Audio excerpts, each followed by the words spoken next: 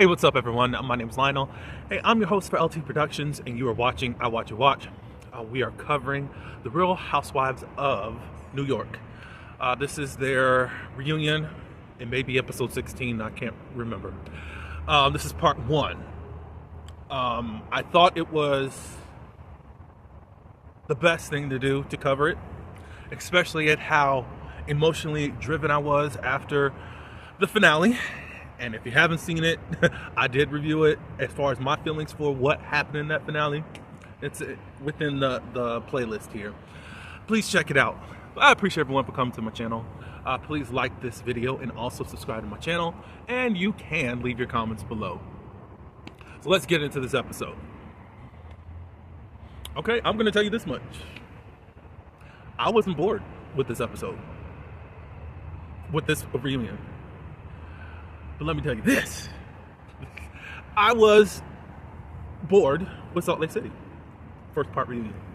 Like, they were getting into things. I think the most interesting part for a minute was Brown and Lisa. I'm not going to talk about them. I just want to... It's interesting that they had the best season along with what's going on with the Real Housewives of OC. They had the best season, but it's just like... But I had a feeling that we're going to be coming... Let me stop. But anyways... It's just a different flow. I think somehow they were able to spark our interest despite what we thought was lackluster during the season. The fashions were great. They've hit it. And I'm telling you from so many other franchises.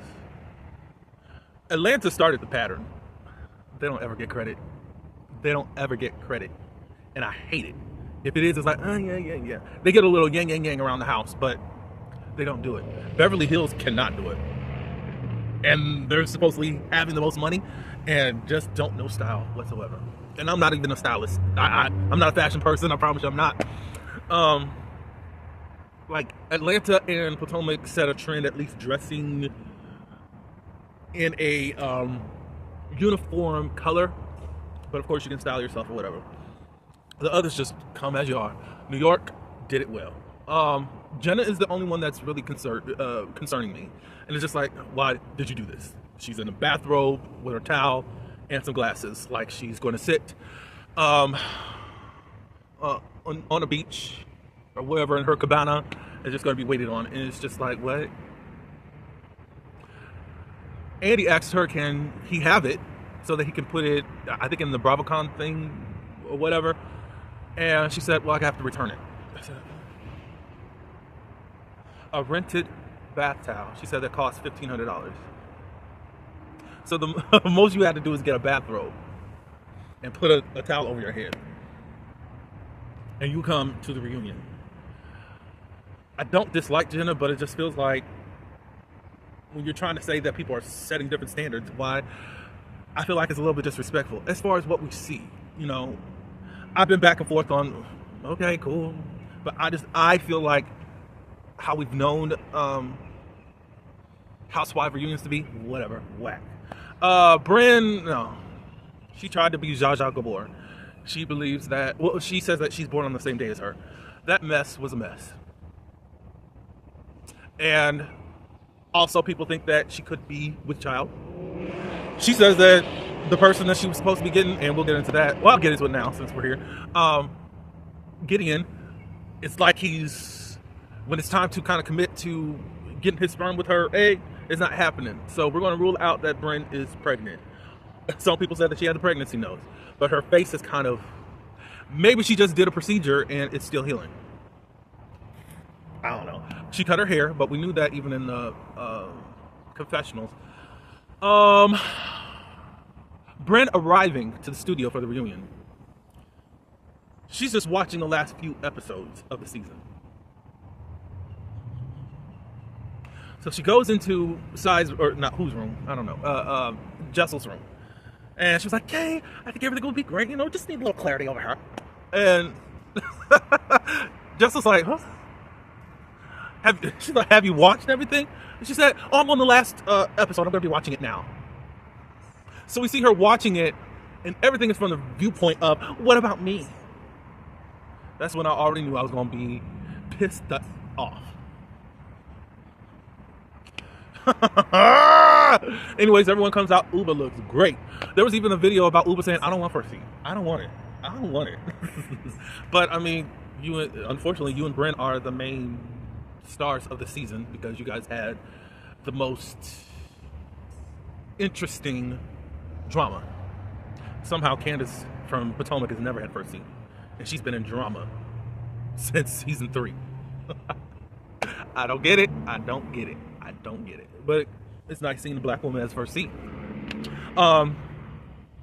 Possibly Erin could have got first seat, but maybe they didn't want that much stress on her because she is pregnant. She comes out in a gold piece.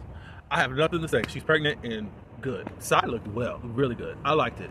Raquel looked great, and it fits her personality. Jessel looks very great. Now, let's get on her. Because Andy wanted to point out how she's just glowing.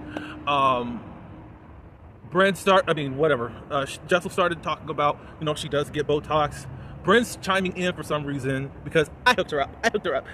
And then you did something, we ran into the dark. So, Jessel kind of just stopped there. I love Jessel. I'm not going to just blame the cast and Andy for everything. Jessel did stop and saying with all that she got. She got Botox and fillers. She got veneers too. She didn't mention that. Somehow they think that it was an implication like she's lying or not foretelling as to the stuff that she has going on. She said that she lost weight too. Did Bryn interrupt her? Yeah. And it kind of could have thrown things off of the subject. And then Andy wanted to keep talking. For whatever reason, it seemed like Jessel was reluctant in saying what she needed to say. So I'm not going to give you total credit, Jessel, and defend you. It looked like, even though Bryn kind of was stealing my spotlight, I'm just going to let it lay right there so I don't have to say anything more. That's what it looked like. However, you look great, even though these jokers don't respect you. I think they got into, I didn't write anything down, and I'm trying to get done as quickly as possible. They talk about Jenna and her fiance. I guess something was put out there that the fiance that hates the Real Housewives of New York as far as just being on the show. Jenna did explain that. A question was brought up: how do you guys feel when Jenna is coy while filming, but then she'll release stuff in the press? And Sai says it's annoying. And Jenna says, "Yep, I know. I know. We have this thing of where we say that we're not going to talk about this, and then all of a sudden it does happen. It's like, it's a bad habit.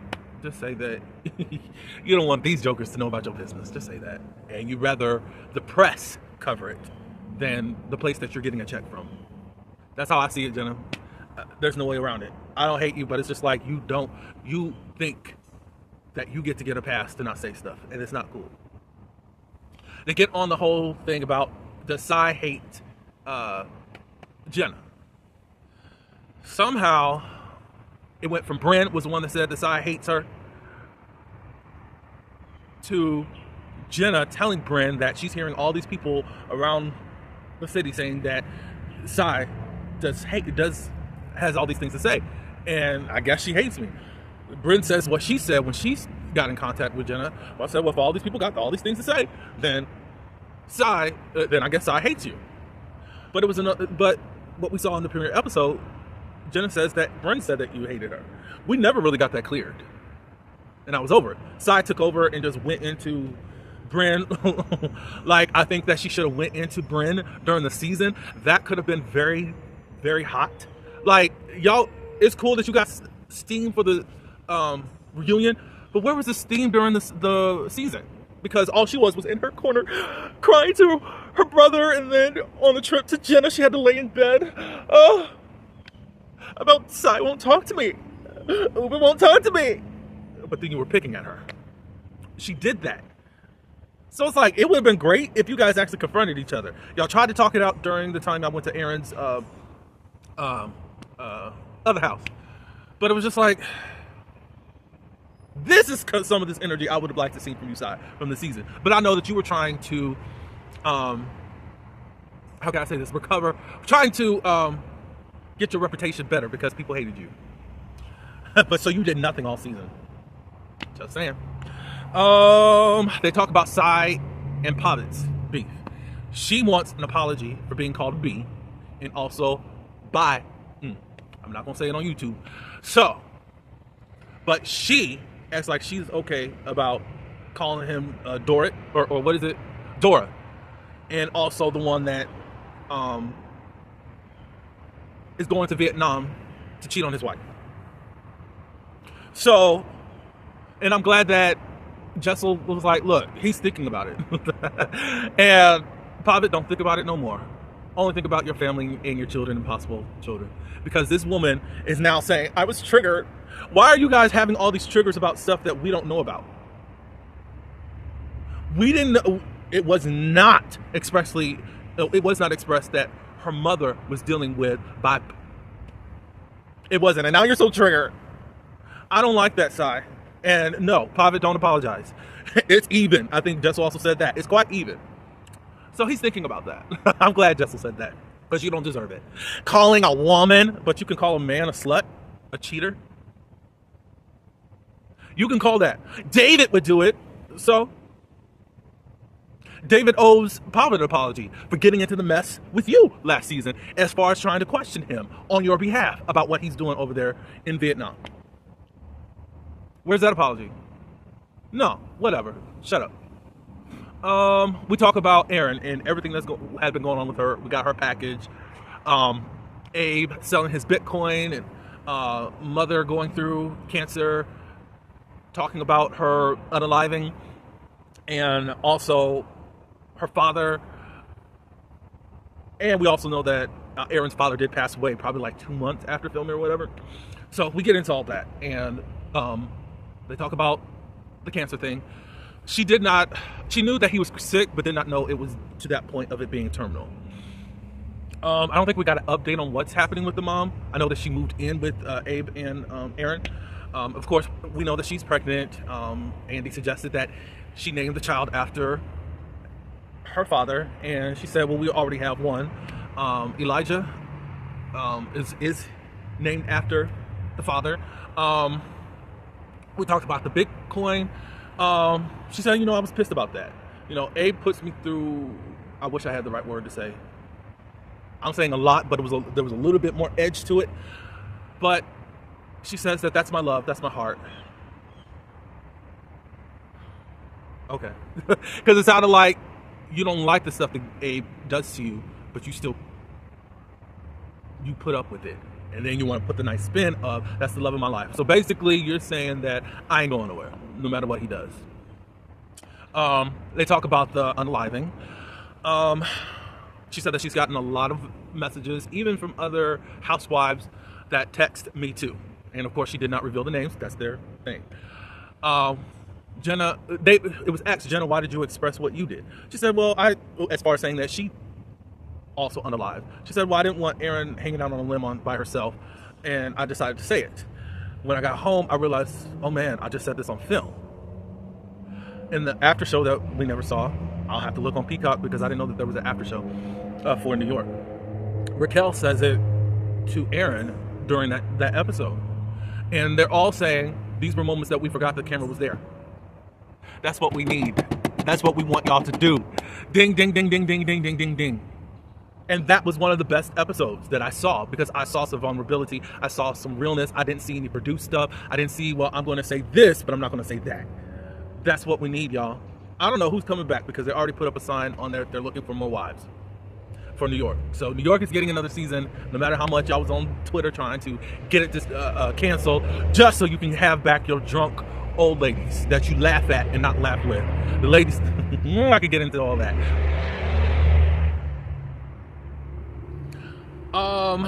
We get into Bryn's essay. She lets us know that it was someone she was being courted by. That happens. It's not just all the time some stranger off the street that grabs you and does his business. I've heard that happen a lot. And it's hard. I think it is harder, especially someone that you are probably developing feelings for, developing trust for. You may have shared a little bit about yourself. You will welcome them into your life in some capacity, and then they turn around and treat you the way that they treat you. She says that after the offense, she went home and took a shower because it was brought up, like, did you go to the hospital? She said, I didn't think about that until like a month later. Obviously, she just tried to forget it, and that's been her pattern. So at this point, she says that she still sees him. That has to be the hardest thing. That you got to see the person who offended you. And also, like, I understand why people make heinous crimes. Jenna comes to defense because that's Aaron was talking about. That MFer needs to get locked up. He don't need to be on the street because he's probably going to do it to someone else. That's the danger in waiting. I'm not fault finding any victim. The best thing for you is to at least get a rape kit. Hopefully I can say this on YouTube, but go get a rape kit. Go check yourself out. You don't even know what's happening to you. And I understand that's a lot of trauma. I really get that. From just a protection thing for you. Do that. I encourage you to do that. Feel how you want to feel. Tell someone. Please, something. Get it out there. Because that's the only, I mean, if you want to capture the idiot, do that. I'm encouraging, I'm not pushing you. It's just do it. It's going to save a lot of heartache, especially when you come out of whatever the traumatic experience is making you feel at the moment. What was I going to say? Yeah, so we go on to that, and she said that she didn't really want to talk anymore. Is it me, or does it feel like Bryn is at the reunion, but not at the reunion? I don't like calling a lot of Housewives delusional because that is another buzzword, and I feel like a lot of reality stars know what they're doing, and they're just playing a game and acting like they just so. I think Bryn, I'm not calling it delusional. I think she's gone into her own little world due to some trauma, but at the same time, she also understands what she's done, but won't admit it, and she'll rely on her trauma to get her through.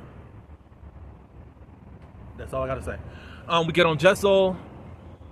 Jessel and Pavit, they have put off on the table of having more children, at least to get the boys out of their toddler era, which is totally fine. I thought that, especially looking at the boys last season and how much they run around, and this season they still running around. Like, get them to an age, maybe in kindergarten, but they start interacting.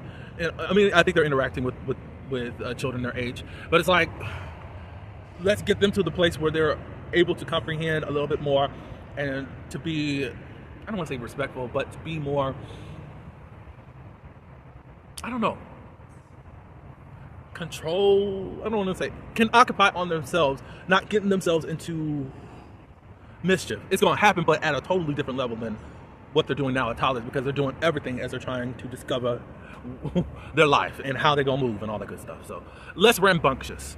So also, he ended up apologizing, Pavit, at how he was during the therapy session, which was good because Pavit don't apologize. She says that they're having a lot of sex. I said, oh, okay. Everybody was shocked. It's scheduled at least 1 or 2 times a week, and they're doing it more than that. That's what she says, which is cool. I hate to say it. I hope it's not because Jessel lost weight. I hate to say it. Then we get to an important part. Jessel brings up what Bryn was telling the other Dream Girls about Jessel saying who the love of her life was. Bryn ended up mixing up 2 stories into one and saying this old boyfriend was the love of her life, when really there was another time when they talk about a hookup, and she connected that and said that this man was the love of her life. They had to watch that. Jessel and Pavit had to watch that together. Pavit was silent, and she had to really convince him that that's not what she said. Her family's watching, his family's watching, and Bryn, I'm sorry. Jessel can't even get out what she needs to say and say it because you just want to side sweep all of that. Jessel was like, so you saw the episode, you didn't text to say, oh, my bad, nothing. You get here, like it was nothing. No! You had the potential of destroying her marriage. And you don't care. And finally, Jenna stands the F up and quit trying to empathize and sympathize with that woman over there. And she finally says, Bryn, that's not right. You're sitting up here twisting all this stuff. I believed it when you said it. She's saying when she saw about Jessel, she believed it because of how she curated that conversation. Jessel was like, I want to apologize. I want to apologize about that. Sigh. Now you want to apologize about it. And I'm glad Jessel cut you off because she still needs to say what she needs to say. Y'all do stuff and say stuff, and then after the point when it's finally confronted, oh, my bad. No! To this day, nobody has touched Sai in her marriage. Now, all of a sudden, it's about Pete. Oh, I was just so offended. Next season you are. Shut up.